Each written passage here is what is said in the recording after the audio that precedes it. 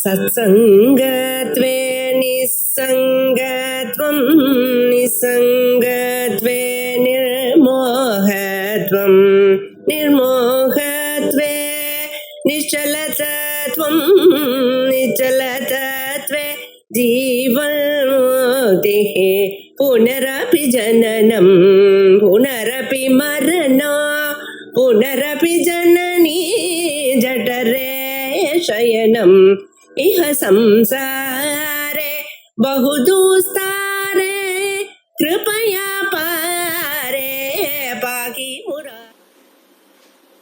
अद्वैत प्रकरण क्यों आरंभ कर रहे हैं? वैतथ्य प्रकरण में पूर्णतः हमने अद्वैत की सिद्धि कर दी। द्वैत मिथ्या है, जो रहे वो अद्वैत है, और उससे मोक्ष की सिद्धि भी होती है, सर्वात्म भाव की सिद्धि होती है, वो फल भी दर्शा दिया। तो शंकराचार्य जी बहुत सुंदर यहाँ संगति देते हैं।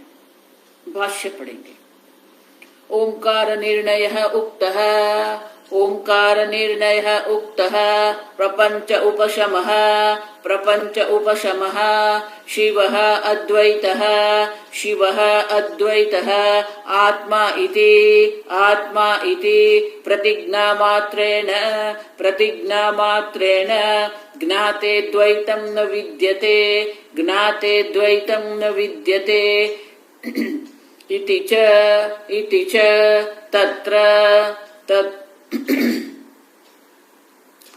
तत्र तत्र माने कि आगम प्रकरण में, मंत्रों में, और ये वैतथ्य प्रकरण।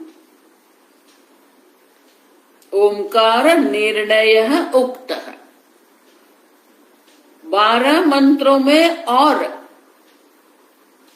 आगम प्रकरण के द्वारा ओंकार का निर्णय किया गया। और वो ओंकार का निर्णय क्या था?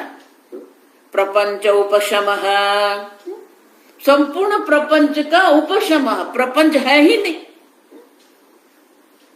शिवः अद्वैतः आत्मा इति, आत्मा आप स्वयं शिव है, आनंदमय परमानंदमय एक अद्वितीय परमानंदमय आत्मा है। प्रतिज्ञा मात्रेण, वो प्रतिज्ञा है, प्रतिज्ञा मात्र से ही 12 मंत्र में और प्रथम प्रकरण में ये सिद्ध हो गए। वैतथ्य प्रकरण में ज्ञाते द्वैतम न विद्यते, आप देखो,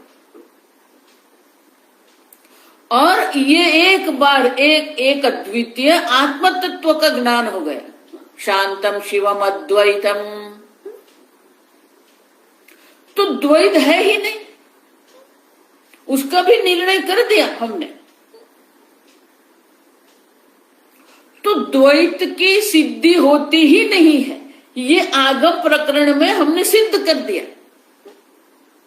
उतना ही नहीं, वैतथ्य प्रकरण में द्वैत क्यों नहीं है, तर्क के द्वारा सिद्ध किया गया है। वैतथ्य प्रकरण तर्क अवष्टम्भेन द्वैत वैतथ्य निरूपणं परिसमाप्य, तर्क के द्वारा हमने सिद्ध कर दिया कि द्वैत है ही नहीं। द्वैत का जो अनुभव हम कर रहे हैं, वो अनुभव जो है वो द्वैत को सिद्ध नहीं करता है, अनुभव द्वैत को क्या करता है? वैतथ्य निर्णय निरूपणम। अब द्वैत के मिथ्यात्व का निरूपण जो है, वो निरूपण के द्वारा वो सिद्ध हमने कर दिया। तो आगे शंकराचार्य जी स्वयं कहते हैं, द्वैत अभावः तु, द्वैत अभावः तु वैतथ्य प्रकरणेन, वैतथ्य प्रकरणेन स्वप्नमाया, स्वप्नमाया गंधर्वनगरादि, गंधर्वनगरादि दृष्टान्तैः, दृष्टान्तैः दृश्यत्वादि, दृश्यत्वादि अंतवत्वादि, अंतवत्वादि हेतुभिः, हेतुभिः तर्केण च प्रतिपादितः। शंकराचार्य जी कहते हैं वैतथ्य प्रकरण के द्वारा भी, वैतत्व प्रकरणेन, अब देखो, द्वैत अभावः प्रतिपादितः, अंतिम शब्द, वैतथ्य प्रकरण के द्वारा भी ये जो तर्केण प्रतिपादितः द्वैत अभावः, ये द्वैत का अभाव जो है, माने द्वैत अनुभव में आ रहा है लेकिन है नहीं, आप समझो, तो उनको भी तर्क के द्वारा उनका प्रतिपादन किया गया है, आप समझो। तो प्रथम प्रकरण में हमने देख लिया प्रपंच उपशमः, अब देखो, और द्वितीय प्रकरण में हमने ज्ञाते द्वैतम न विद्यते, ये भी हमने देख लिया। और तर्क के द्वारा, वैतथ्य प्रकरण के द्वारा ये जो भी है, तो प्रतिज्ञा मात्र ने माने की प्रतिज्ञा जो किया, वैतथ्य प्रकरण में हमने जो प्रतिज्ञा की थी, उसी प्रकरण को द्वितीय प्रकरण के द्वारा हमने सिद्ध कर दिया है। द्वितीय न प्रकरण हेतु दृष्टान्तम आत्मकेन तर्केण च प्रतिपादितः। अब दो प्रकार से, दृष्टांत के द्वारा और हेतु मानी तर्क के द्वारा, ये द्वैत है ही नहीं, वो भी सिद्ध कर दिया हमने। और दृष्टांत भी एक दो नहीं थे, स्वप्न, अब देखो, जिस प्रकार से स्वप्न दृश्य जो है, स्वप्न जगत जो है वो मिथ्या है, उसी प्रकार से जागृत जगत भी मिथ्या है। क्यों? दृश्यत्वात्, शंकराचार्य जी कहते हैं दृश्यत्वात्। स्वप्न जगत दृश्य है, आदि अंतवात्वादि, आदि माने उनका आरंभ भी है, उनका अंत भी है। स्वप्न जगत का आरंभ होता है, स्वप्न जगत का अंत हो जाता है। जागृत अवस्था का आरंभ है, जागृत अवस्था का अंत है। जागृत अवस्था में जितनी भी वस्तु जो है, जो भी हमारे अनुभव है, सब अनुभव भी क्या है? दृश्यत्वाद, आदि अंतवत्वाद। अब उनका आरंभ भी है, उनका अंत भी है, हेतु भी है। आप समझो, इस तर्क के द्वारा भी हमने ये प्रतिपादन कर दिया है कि एक बार ये एक अद्वितीय शिव परमानंद स्वरूप आत्मा का जिसको ज्ञान हो गया है, उनके लिए द्वैत है ही नहीं। तो प्रथम प्रकरण में एक अद्वितीय परमानंद आत्मा का भी निरूपण हो गया है, द्वैत नहीं है, द्वैतत्य प्रकरण में सिद्ध हो गया है। तो अब ये तीसरे प्रकरण की आवश्यकता क्या है? तृतीय प्रकरणम आकांक्षा पूर्वकम अवतारयति। अब तो आकांक्षा मन में रहेगी कि ये तीसरा प्रकरण जो है, ये तृतीय प्रकरण का आरंभ क्यों किया गया है? तो शंकराचार्य जी स्वयं कहते हैं अद्वैतम किम आगम मात्रेण प्रतिपत्तव्यम आहोस्वीत तर्केण अपि इति अतः आह शक्यते तर्केण अपि ज्ञातुम्।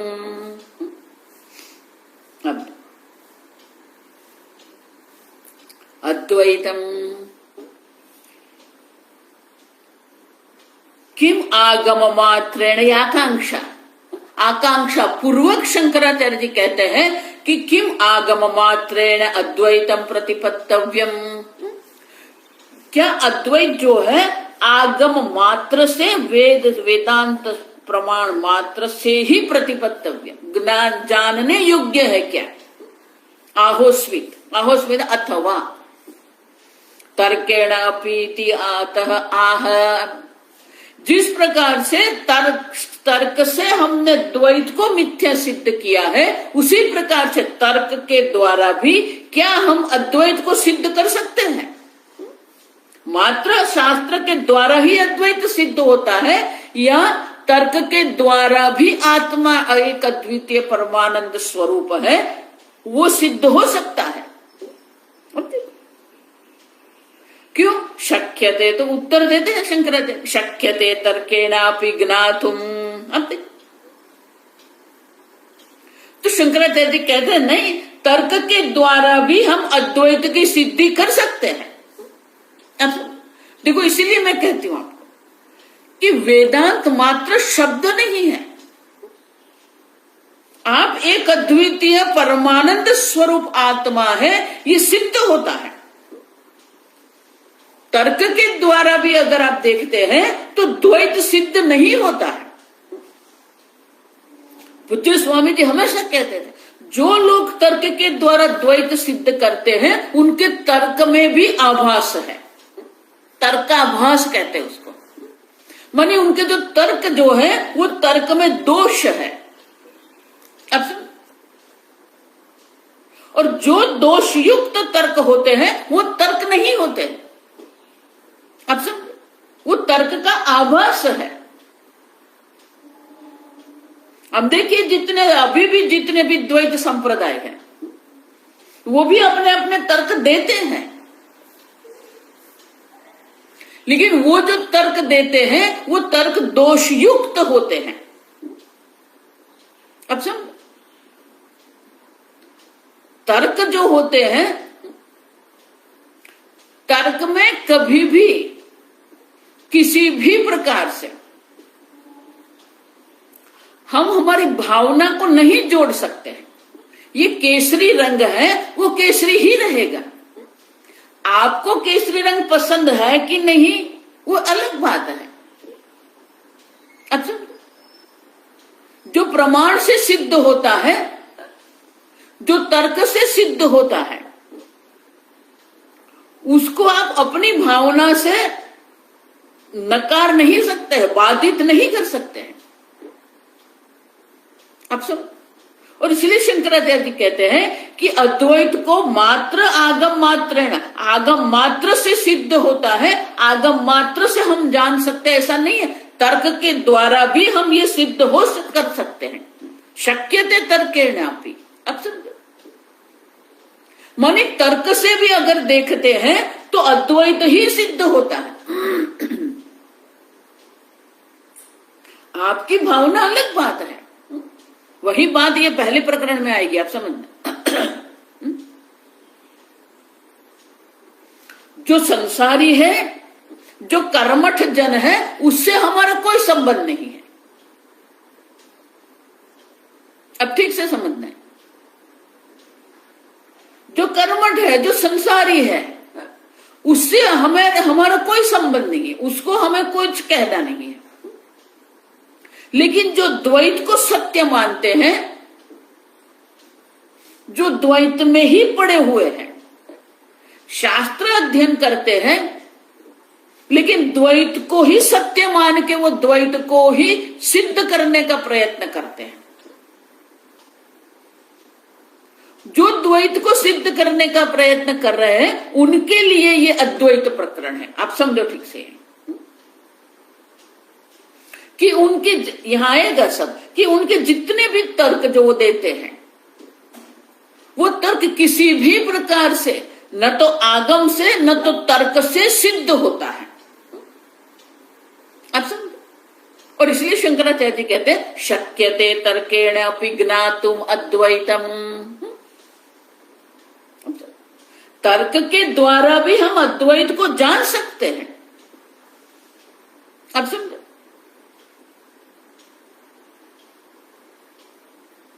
तो बोले नहीं नहीं, ऐसा क्यों कहते हो आप तो शास्त्र से विरुद्ध जा रहे हैं। क्यों? क्योंकि कठोपनिषद में क्या कहा है, नैषा तर्केण मतिः आपनीया इति श्रुतिः अद्वैतम कथम तर्केण ज्ञातुम शक्यम। श्रुति माता यमराजा स्वयं कह रहे हैं एषा मतिः, ये जो ज्ञान है, तर्केण न आपनीय, तर्क से कभी भी सिद्ध नहीं होती है। और आप कहते हो कि तर्क से सिद्ध होता है अद्वैत, तो आप श्रुति से विरुद्ध जा रहे हैं क्या? आप समझ। और इसीलिए शंकराचार्य जी स्वयं ये प्रश्न करते हैं, स्वतंत्र तर्क प्रवेशेपि तस्मिन् आगमिक तर्कस्य सहकारितया संभावना हेतुत्वात् तर्केण अपि ज्ञातुं शक्यमिति। अब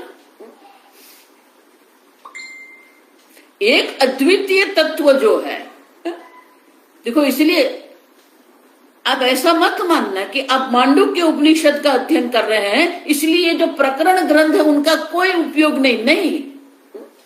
तत्वबोध जो है या आत्मबोध जो है, साधन पंचक जो है, सब एक अद्वितीय तत्व की ही बात करते हैं।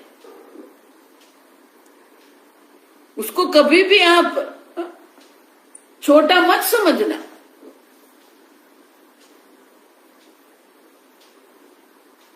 साधन पंचक में शंकराचार्य जी स्पष्ट रूप से कहते हैं, दुष्तर्कात् सुविरम्यताम श्रुतिमतस्तर्को अनुसंधीयताम।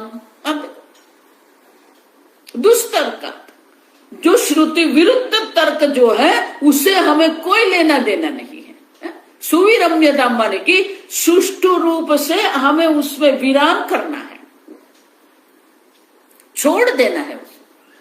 श्रुतिमतस्तर्को अनुसंधीयताम, श्रुति मत जो है, श्रुति मत के अनुरूप जो तर्क है उसी का हमें अनुसंधान करना है। और इसीलिए आनंद गिरी महाराज कहते हैं, भले हम ऐसे कहते हैं कि तर्क के द्वारा ये ज्ञान नहीं होता है, लेकिन स्वतंत्र तर्क से ज्ञान नहीं होगा। स्वतंत्र तर्क अप्रवेशे भी,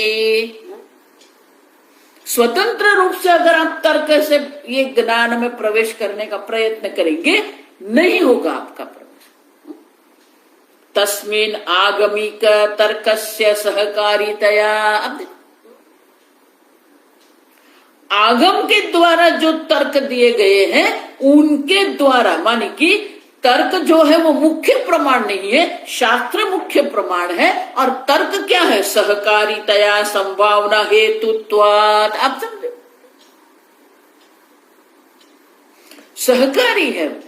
जो श्रुति माता कह रही है उसी को समझने के लिए, उसे सम्यक रूप से ग्रहण करने के लिए ये तर्क जो है वो सहकारी बनते हैं। आप समझ, तर्क नहीं है ऐसा नहीं है। और इसीलिए आनंद गिरी महाराज कहते हैं सहकारितया संभावना हेतुत्वात्। आप देखो, उनकी संभावना है, शक्यते मानी संभावना है, लेकिन वो मुख्य प्रमाण, तर्क मुख्य प्रमाण नहीं है। मुख्य प्रमाण आगम ही है, लेकिन आगमिक तर्क, आगम के द्वारा जो तर्क दिए गए हैं वो तर्क जो है वो श्रुति माता के तर्क को समझने के लिए सहकारी बनते हैं। देखो, ये सहकारी शब्द भी समझना है। ये सहकारी बैंक की बात नहीं कर रहे हैं। मिट्टी के लिए निमित्त कारण कुम्हार है और उपादान कारण जो है वो मिट्टी है। घड़े के लिए दो कारण है, मिट्टी है और कुम्हार है। निमित्त कारण है, उपादान कारण है। आप समझो ये ठीक से। लेकिन कुम्हार सीधे सीधे ही ऐसे घड़ा बना देगा? नहीं। घड़े को बनाने के लिए मिट्टी भी है, जल भी है, कुम्हार भी है। मिट्टी से क्या घड़ा बन जाएगा? नहीं। अब दंड और चाक की जरूरत, चक्र की आवश्यकता है। अब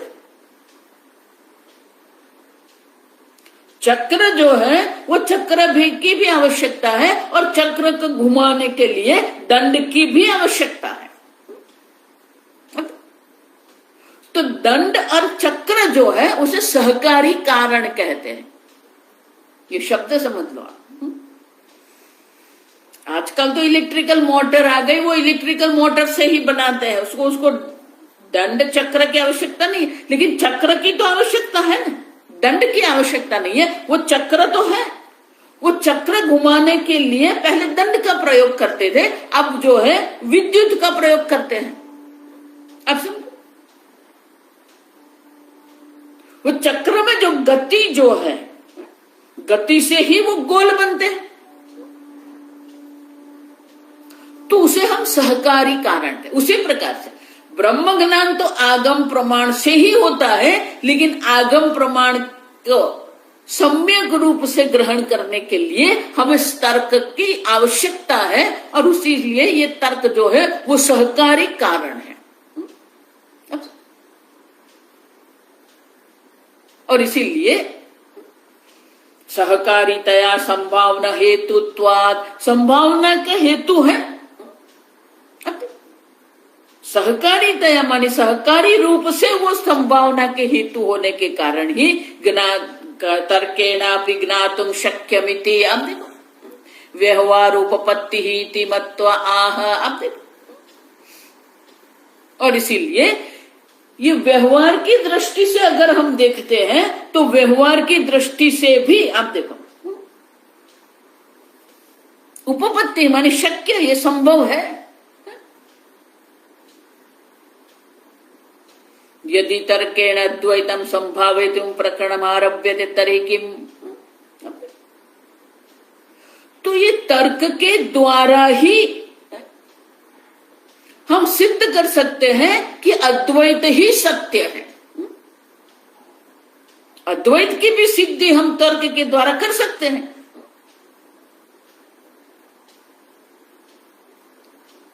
तो बोले ठीक है, आगम के द्वारा आपने अद्वैत की सिद्धि कर दी है,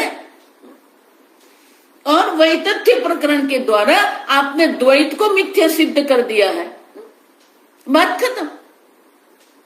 तो शंकराचार्य जी स्वयं कर तत्कथम इति अद्वैत प्रकरणम आरभ्यते, इति अद्वैत प्रकरणम आरभ्यते। अब देखो, तो बोले ठीक है, तर्क के द्वारा आपने द्वैत को मिथ्या सिद्ध कर दिया है, तर्क के द्वारा आपने आगम प्रकरण के द्वारा आपने अद्वैत को भी सिद्ध कर दिया है। तो फिर ये नया अद्वैत प्रकरण कथम आरभ्यते, क्यों उनका आरंभ आप कर रहे हैं?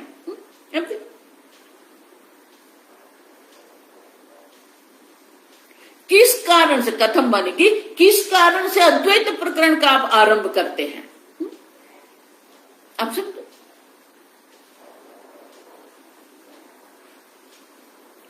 तो शंकराचार्य जी स्वयं कहते, मैंने आगे कहा ना कि जो कर्मठ है, जो स्वर्ग परायण है, स्वर्ग परायण माने कि यहां से अन्य लोक में गति के लिए जो कर्म कर रहे हैं। आधुनिक काल में भी अगर आप देखते हैं तो सारे के सारे जो संप्रदाय हैं, वो संप्रदाय क्या कर रहे हैं? अब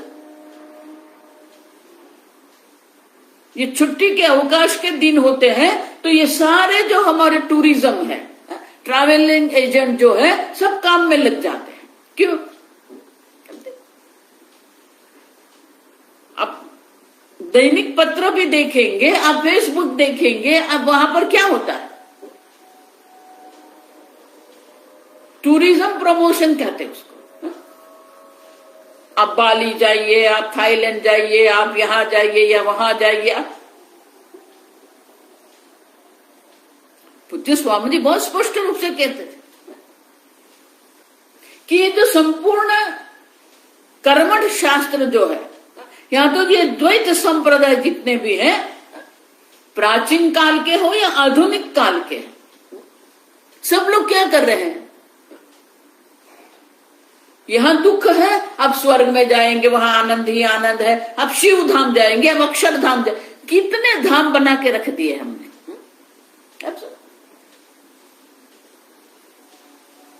तो ये जितने भी हैं, आप इस प्रकार का ध्यान करो, आप वो प्रकार का ध्यान करो, आप उस लोक में जाएंगे, वहां आपको आनंद ही आनंद मिलेगा। दूसरे अध्याय में भगवान स्पष्ट रूप से कहते हैं, निंदा करते हैं इसकी। यामिमाम पुष्पिताम वाचम प्रवदन्ति विपश्चितः वेदवादरता पार्थ नान्यदस्तीति वादिनः। अन्य कुछ है ही नहीं, ऐसे ही बोलते वो लोग। क्यों? स्वर्ग काम पराहते, स्वर्ग काम। ये जितने भी संप्रदाय, वो एक विशेष प्रकार के धाम की, ये विशेष प्रकार के लोक की बात करते हैं। अब समझो, इस प्रकार का आप ध्यान करो, इस प्रकार की उपासना करो, आपको ये लोक की प्राप्ति होगी। संपूर्ण द्वैत संप्रदाय भी क्या है? वैकुंठ लोक है, गोलोक धाम है। आप समझो, तो शंकराचार्य जी कहते हैं ये अद्वैत प्रकरण का आरंभ क्यों कर रहे हैं हम? भले अद्वैत की सिद्धि भी हो गई है, द्वैत के मिथ्यात्व की भी सिद्धि हो गई है, फिर भी ये जो द्वैत संप्रदाय जो है, वो द्वैत संप्रदाय का वाद करना आवश्यक है, क्योंकि वो भी आगम से ही चल रहे हैं, वो भी शास्त्र को ही पकड़ के बैठे हैं, लेकिन शास्त्र के द्वारा वो द्वैत को सिद्ध करने का प्रयत्न करते हैं, और इसीलिए तर्क के द्वारा हम अद्वैत की सिद्धि करेंगे। अब समझो,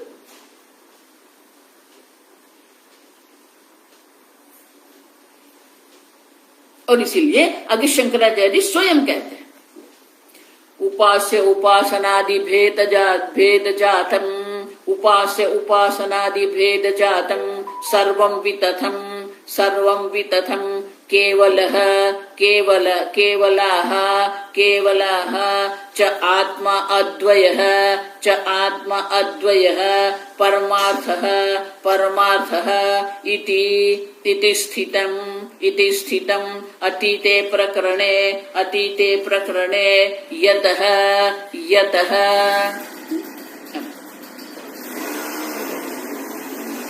आप जिसको उपास्य उपासनादि भेद जातम सर्वम वितथम, अब देखो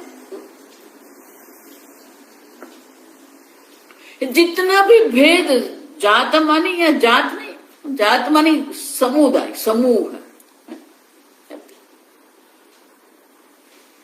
उपास्य मानी जिसकी हम उपासना करते हैं, उपासना का जो विषय है उपास्य, और उपासना जो कर्म है, और उपासक आदि मानी उपासक। भेद जातम, ये भेद का समूह है। क्यों? अनेक प्रकार के उपासक है, अनेक प्रकार की उपासना है, और अनेक प्रकार के उपासना के विषय भी अनेक है। अब समझो, कोई कहता है कि विष्णु की उपासना करो, कोई कहता है शिव की उपासना करो। अब देखो, तो जितने भी ये भेद का समूह जो है, सर्वम वितथम, अब देखो ये सर्व क्या है? यदि तर्केण अद्वैतम संभावितुम प्रकरणम आरभ्यते तर्हि किम उपासक निंदा प्रथमम प्रस्तूयते। तो पहले ही कारिका में शंकराचार्य जी कहते हैं, पहली ही कारिका में जिसकी निंदा हम कर रहे हैं, किसकी? उपास्य उपासना की निंदा हम कर रहे हैं। क्यों कर रहे हैं? क्योंकि जो भेद जो है, अब सब भक्त और भगवान के जो भेद बुद्धि जो है, उपास्य और उपासना और उपासक का जो भेद है, वो भेद में ही बैठे रहते हैं।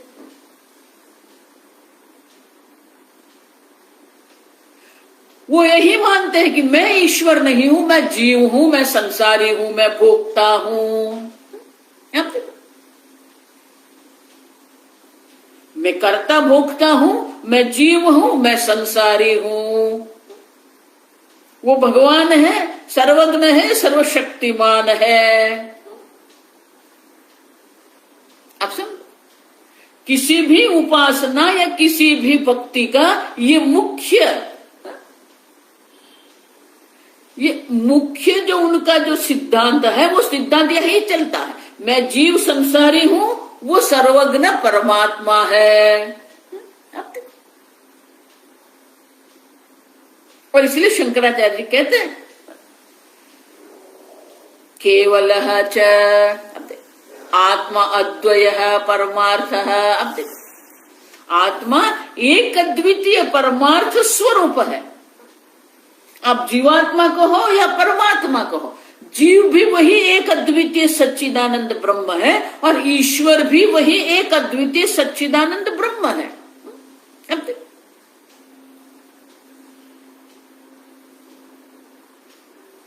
तो व्यवहार उपपत्ति जो है, जो व्यवहार हमारा हो रहा है, ये भगवान है, मैं भक्त हूं, मैं भक्ति कर रहा हूं, ये जो भक्ति जो है, तो उपासना के जितने भी व्यवहार हम कर रहे हैं,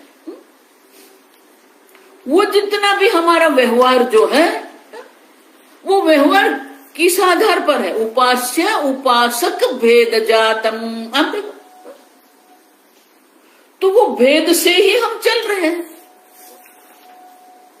और शंकराचार्य जी कहते हैं वो जो भेद बुद्धि करके हम बैठे हैं, वो भेद बुद्धि की निवृत्ति के लिए ही ये नए प्रकरण का हम आरंभ करते हैं। नए प्रकरण के आरंभ की आवश्यकता क्यों है हमें? अब समझो, क्योंकि एक अद्वितीय परमात्मा तत्व जो है, उसमें न उपास्य और उपासना का कोई भेद नहीं है। अब समझो, छांदोग्य उपनिषद देखो, बृहदारण्यक उपनिषद में देखिए आप, वो द्वैत को सिद्ध करने के लिए उपासना नहीं है। और इसलिए शंकराचार्य जी कहते हैं अद्वैतः परमार्थ इति स्थितम इति अतीते प्रकरणे। आप देखो, अतीते प्रकरणे मानी कि अगले दो प्रकरण के द्वारा हमने अद्वैत की सिद्धि कर दी है। उसे उपास्य उपासक जो है, वो भेद कभी भी सिद्ध नहीं होता है, वो मिथ्या ही है। आप समझो, उपास्य उपासक निंदा प्रथमम प्रस्तूयते। ये भेद बुद्धि जो है, उपास्य उपासक भगवान और भक्त की जो भेद बुद्धि है, वो भेद बुद्धि की निवृत्ति के लिए उपासक निंदा प्रथमम स्तूयते प्रस्तूयते। पहली प्रस्तावना किसकी हो रही है? ये उपासक की निंदा हम कर रहे हैं। अब सुन, क्यों? उक्त वक्ष्यमाण विरोधित्वात् उपासकस्य तन्निंदा प्रकृत उपयोगिनी इत्यर्थः। तो बोले ये निंदा क्यों कर रहे हो आप?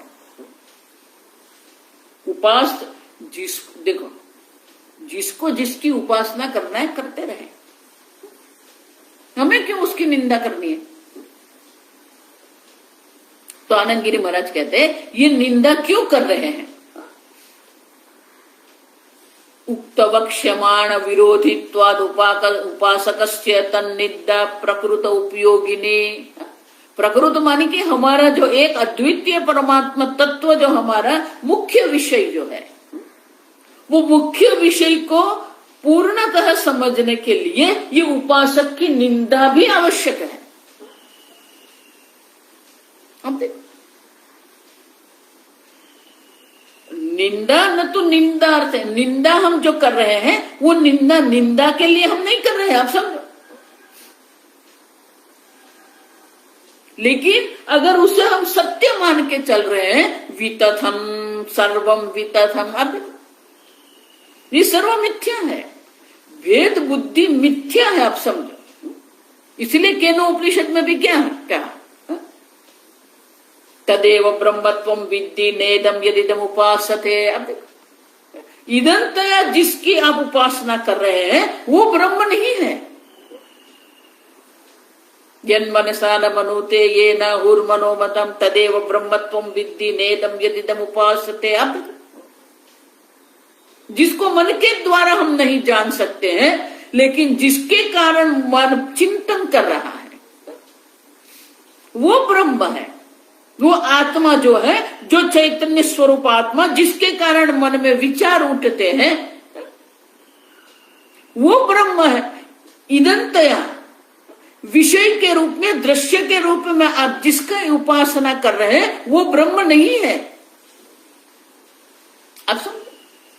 और इसीलिए उपासक की निंदा भी किसके लिए है? ब्रह्म ज्ञान के लिए ही है। उपासक की निंदा करके हम सिद्ध क्या कर रहे हैं? किसी को हम गलत सिद्ध, अयोग्य सिद्ध नहीं कर रहे हैं, हम अद्वैत को ही, इसलिए कहते हैं प्रकृत उपयोगिनी। ये हमारी उपासक की जो निंदा जो है, वो उपासक की निंदा हमारे जो प्रकृत मुख्य जो विषय है, वो विषय को समझने के लिए उपयोगी निंदा है। ये किसी को हम नकार नहीं रहे हैं, हमसे निंदा के द्वारा हम किसी को हल्के नहीं बना रहे हैं, उसके द्वारा हमारे जो अद्वैत बुद्धि है उनको समझने के लिए उपासक की निंदा भी उपयोगी है हमारे लिए। अब समझो। और इसीलिए ये गौड़पादाचार्य जी ये अद्वैत प्रकरण का जो आरंभ करते हैं, बहुत सुंदर आरंभ है। आप समझो कि अगर आप द्वैत में बैठे रहेंगे तो द्वैत में बैठने से क्या होगा? इसलिए मैंने आगे कहा ना, अगर कोई भक्ति कर रहा है, करने दो उसे भक्ति, ठीक है, लेकिन हमारी अद्वैत की सिद्धि के लिए, हमारी अद्वैत की स्पष्टता के लिए ये उपासक की निंदा भी आवश्यक है। अब समझो। तो जिस प्रकार से तर्क के द्वारा हमने द्वैत को मिथ्या सिद्ध कर दिया, उसी प्रकार से अद्वैत को भी हम तर्क के द्वारा सिद्ध कर रहे हैं। अब समझो। और वो सिद्ध करने के लिए हम जो तर्क का उपयोग करते हैं,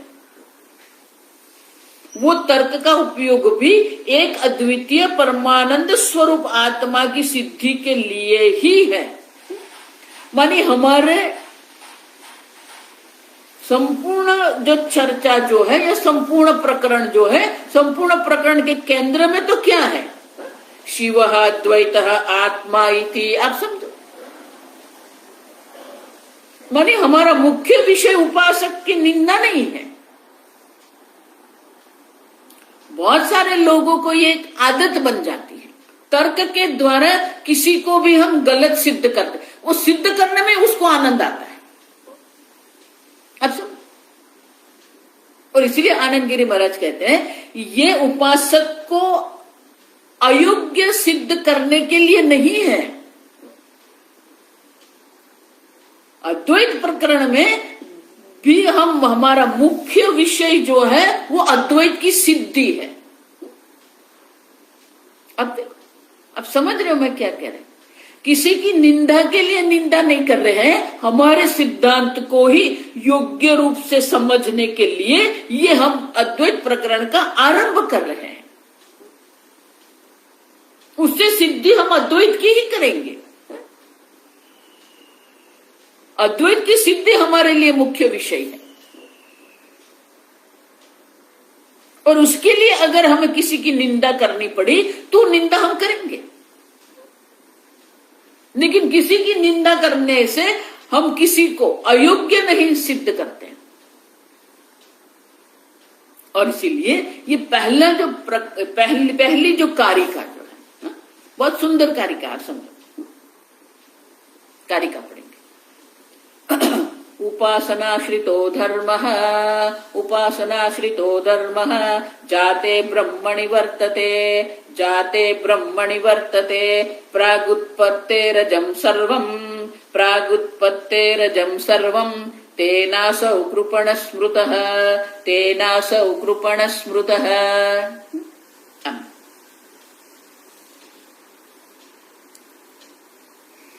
उपासना आश्रितः धर्मः जाते ब्रह्मणि वर्तते देहस्य धारणा धर्मः जीवः भूत संगाताकारेण जाते ब्रह्मणि। ये एक एक शब्द योग्य रूप से समझना पड़ेगा। धर्मः माने जीवः, क्यों? देहस्य धारणा धर्मः जीवः, देह को धारण करते हैं इसलिए जीव को ही हम धर्म कहते हैं। और वो जीव अपने को क्या मानता है? जाते मेरा जन्म हुआ, आप देखो, जाते ब्रह्मणे, जन्म मृत्यु वाला मैं ब्रह्म हूं, ऐसा वो मानते हैं। अब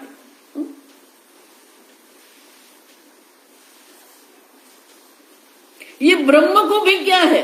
जगत के रूप में ये ब्रह्म है। अब देख, तो जीव के रूप में भी मेरा जन्म हुआ ऐसा मानते हैं, जगत के रूप में ब्रह्म का जन्म हुआ, जाते ब्रह्मणि वर्तते। अब देख,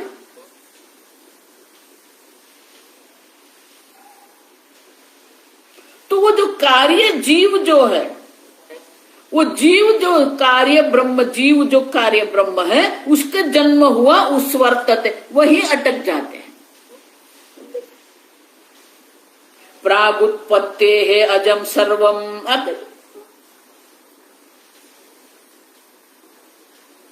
उत्पत्ति के, ये जगत की उत्पत्ति के पहले ये अजम ब्रह्म था, अब वो जाते ब्रह्मणि। अब देखो, ब्रह्म एव जगदात्मना परिणीतम तत्पुनः ब्रह्म दृष्टि उपास्यमानम ब्रह्म संपद्यते इति मन्यते। अब वो ब्रह्म जो है ये जगत के रूप में उत्पन्न हुआ है, माने कि उनके लिए जगत की उत्पत्ति सत्य है। आप समझो, पहले वो अजम ब्रह्म था, अब वो ये जगत के रूप में परिणतम, ये जगत के रूप में जो ये ब्रह्म हमें दिख रहा है, अब तद अभिमानित्व न वर्तते, देह मात्र हम अभिमानित्व न, मैं जीव हूं, मैं ब्रह्म हूं, लेकिन मैं क्या हूं? कार्य ब्रह्म, मैं जीव हूं, देहधारी हूं, और ये जगत की उत्पत्ति हुई है। समझ रहे? माने कि मैं जीव हूं, जन्म मृत्यु वाला हूं, और ये जगत है, मानी जीव भाव भी सत्य है, जगत भी सत्य है। तेन असौ कृपणः स्मृतः, उस कारण से ही जिसकी ये दृष्टि है, अपने को देहधारी मानते हैं और ये जगत को सत्य मान के जो चल रहे हैं, ब्रह्म ये जगत बन गया है जो मानते हैं। तेनः असौ कृपणः स्मृतः,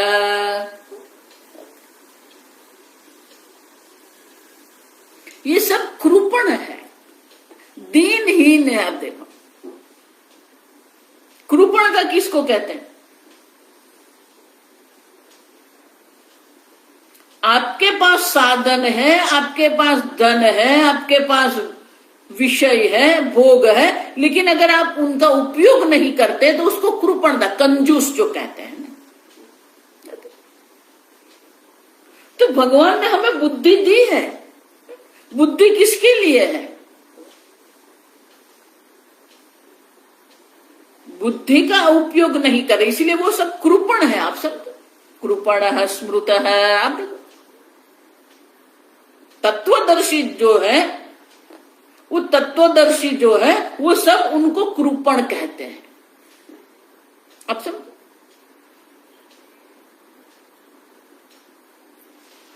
कालावच्छिन्नं वस्तु मन्यते स पुनः उपासनां पुरुषार्थ साधनत्वेन आश्रितः उपासनाश्रितः। अब देखो वो किसको आश्रित है? उपासना को आश्रित होके बैठे, अपने को जीव मानते हैं, उपासक बन के बैठ गए हैं। तदेव ब्रह्म प्रतिपत्स्य,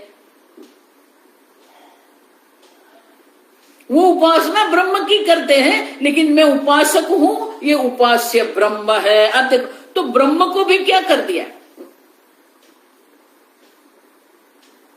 ये ब्रह्म उपास्य है, मैं जीव उपासक हूं। शरीर पाताद ऊर्ध्वम ब्रह्म प्रतिपत्स्य यतः मिथ्या ज्ञानवद्वान। मैं उपासक हूं, ये ब्रह्म जो है वो उपास्य है, और ये उपासना के द्वारा जब शरीर पाता ऊर्ध्वम, शरीर का पतन हो जाएगा, वो मैं ब्रह्म की प्राप्ति कर लूंगा। अब माने कि ब्रह्म को भी वो प्राप्त योग्य मानते हैं, अभी अप्राप्त है, और शरीर के देह के पतन के बाद मुझे वो प्राप्त हो जाए। और इसीलिए मिथ्या ज्ञानवान अवतिष्ठते तेन असौ कृपणः अल्पकः। अल्प बुद्धि है उनकी, और इसीलिए ये सब कृपण है। स्मृत, स्मृत माने कि ब्रह्मवादी जो है, जो तत्वदर्शी जन है, वो उसे कृपण कहते हैं। अच्छा, क्यों? उपासनाश्रित है, क्योंकि वो उनकी दृष्टि जो है, उनका जीवन जो है उपासना के आश्रित है। उपासना भी हमारे लिए उपयोगी है, हम ऐसा नहीं कहते कि उपासना का कोई उपयोग नहीं है।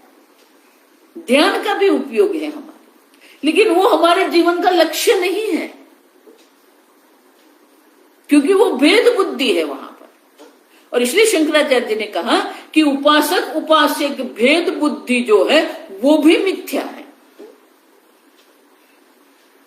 जो सिद्ध होता है वो एक अद्वितीय ब्रह्म सिद्ध होता है।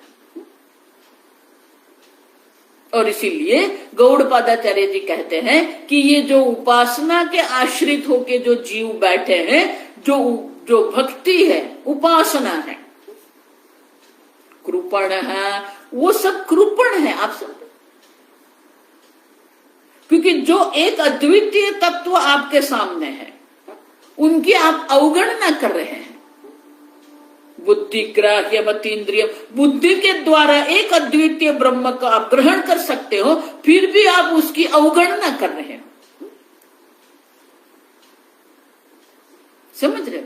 कृपण क्यों है वो? क्योंकि वो जो है उसकी अवगणना करते हैं, और जो नहीं है उसी को वो सत्य मान के चल रहे हैं। माने कि वो तात्विक दृष्टि की अवगणना कर रहे हैं, इसीलिए सब कृपण है। भाष्य उपासनाश्रितः उपासनाश्रितः उपासना उपासनाम् आत्मनः मोक्ष साधनत्वेन उपासनाम् आत्मनः मोक्ष साधनत्वेन गतः उपासकः अहं मम उपास्यं ब्रह्म। उपासना के आश्रित जो है, क्यों? उपासनम आत्मनः मोक्ष साधनत्वेन गतः, वो ऐसा मानते हैं कि उपासना ही मोक्ष का साधन है। आत्मनः मोक्ष साधनत्वेन उपासनाम, उसने मान लिया है कि उपासना के द्वारा ही मोक्ष की सिद्धि होगी। मानी कि उपासना को ही वो मोक्ष का साधन मानते हैं। और वो क्या सोचते हैं? अहम उपासक है, मैं उपासक हूं, मम उपास्यम ब्रह्म, ये ब्रह्म मेरा उपास्य है। ये भेद है। आप सब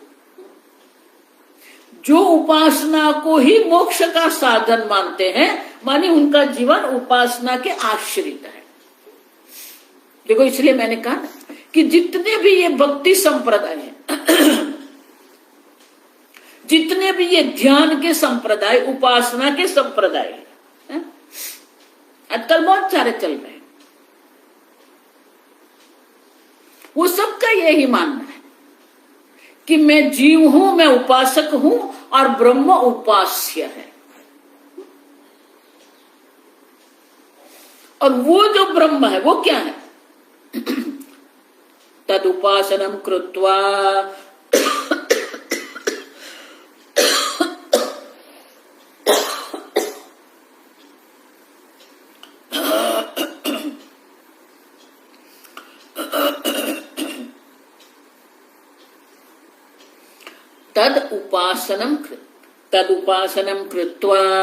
तदुपासनम कृत्वा जाते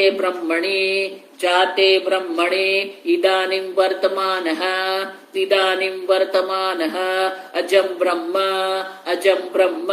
शरीरपाताद् ऊर्ध्वं प्रतिपत्स्ये प्रागुत्पत्तेः अजम् इदं सर्वम् अहं च।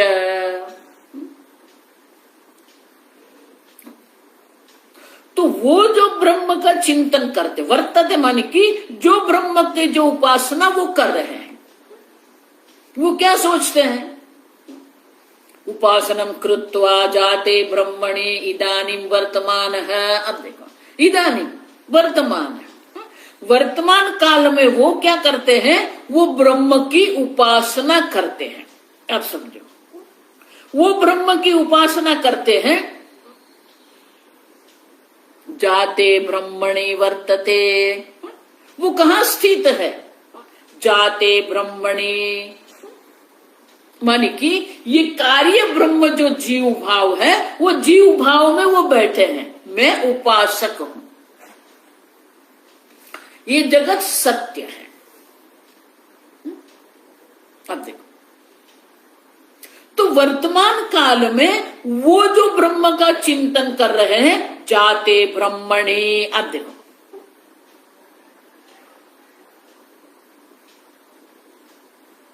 ये ब्रह्म जो है, जो जगत के रूप में अभिव्यक्त हो रहा है, वो ब्रह्म जो है जाते ब्रह्मणि, जन्म जिसका हुआ है।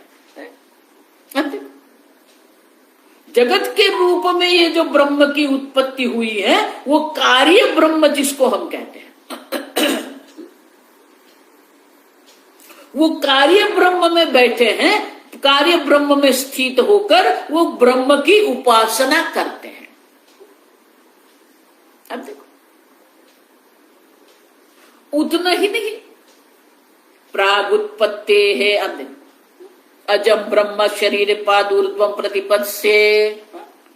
अभी जो ब्रह्म जो है वो कार्य ब्रह्म है, उनका जन्म हुआ है, जगत के रूप में वो ब्रह्म की उत्पत्ति हुई है। और ये शरीर का जब पतन हो जाएगा, तब मुझे वो अजब ब्रह्म की प्राप्ति होगी। मानी अभी जो है वो कार्य ब्रह्म है, जिसकी मैं उपासना करता हूं। शरीर के पतन के बाद ये उपासना के फल के रूप में अजब ब्रह्म की मुझे प्राप्ति होगी। आप देखो, प्रतिपद से ये भविष्य काल है। आप तो अब वो द्वैत में बैठे हैं, जाते ब्रह्म माने कि जन्मयुक्त ब्रह्म में बैठे हैं, और बाद में उसे अजब ब्रह्म की प्राप्ति होगी।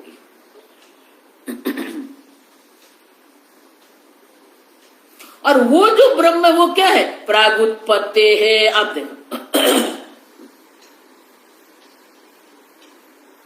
ये जगत की उत्पत्ति के पहले अजमिदम सर्वम अहं च, ये सब अजब ब्रह्म था। अब देखो,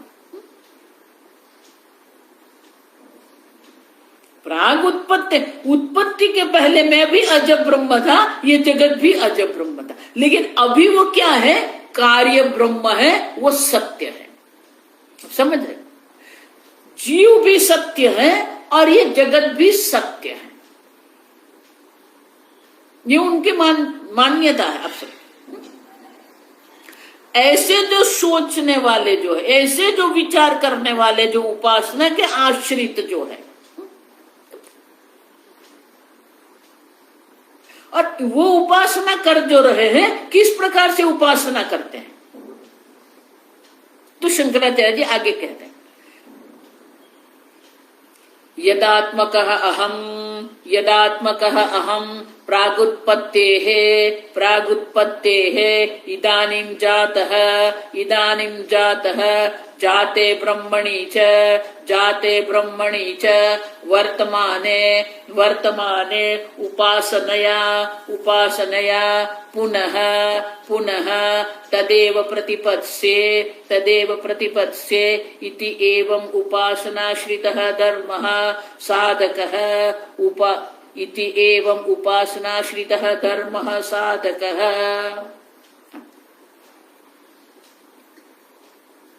वो अपने को क्या मानता है? उपासनाश्रितः साधकः। मैं उपासना के आश्रित हूं, मानी मैंने अपना जीवन उपासना को ही समर्पित करके रखा है।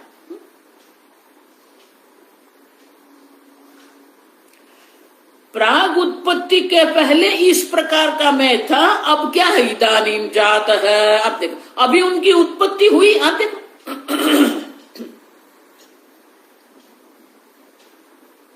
उत्पत्ति के पहले मैं भी अजब ब्रह्म था, ये जगत भी अजब ब्रह्म था, लेकिन अब उत्पत्ति हो गई है, ये सत्य है। ये उत्पत्ति के कारण क्या हो गया? इदानीं जातः, अब मेरा जन्म हुआ है, मैं जीव हूं, जन्म मेरा हुआ है। और जाते ब्रह्मणि वर्तमाने उपासनया, उपासना के रूप में ये ब्रह्म अब उपलब्ध है। वही ब्रह्म का तदेव प्रतिपत्स्ये इति, वही ब्रह्म की मुझे प्राप्ति हो जाएगी। इति एवं उपासना धर्मः साधकः। तो ये जो साधक जो है, वो उपासना को आश्रित होकर बैठा है और वो मानता है कि अब मेरा जन्म, अभी मेरा जन्म हुआ है, ये कार्य ब्रह्म की उत्पत्ति हुई है, और उपासना के द्वारा पुनः मुझे वो अजब ब्रह्म की प्राप्ति हो जाएगी। स्वामी जी उसको ऐसे कहते थे कि जो वर्तमान में उपलब्ध है उनकी आप अवगणना करते हो और आप भविष्य में बैठे हैं। प्रतिपद से मानी क्या है? वो अजब ब्रह्म की प्राप्ति, शरीर के पतन के बाद मुझे अजब ब्रह्म की प्राप्ति होगी। माने अजब ब्रह्म को उसने भविष्य काल में रख दिया है। आप समझ नहीं? गीता में भगवान ने यह तर्जितः सर्ग, यहां इसी मनुष्य जन्म में हमें वो ब्रह्म की प्राप्ति करनी है। अब समझे? उपासना वाले ये सोचते हैं कि मेरी उपासना के फल के रूप में शरीर के पतन के बाद मुझे वो अजब ब्रह्म की प्राप्ति होगी, ये उनका विचार है। अच्छा, अब मैं जीव बन गया हूं, मैं जीव हूं, मैं करता हूं, मैं भोगता हूं। उपासना के द्वारा मुझे ब्रह्म की प्राप्ति होगी। और इस प्रकार से वर्तमान काल में वो द्वैत में बैठे हैं, जीव भाव में बैठे हैं और ब्रह्म को उपास्य बना के रख दिया है। अब तो वो अपने को अब क्या मान रहा है? मैं जीव हूं, मैं उपासक हूं, मैं साधक हूं, और ब्रह्म उपास्य है। माने कि ये द्वैत में बैठे हैं, उपास्य उपासक के द्वैत बुद्धि में वो बैठे हुए हैं। आगे हम कल देखेंगे।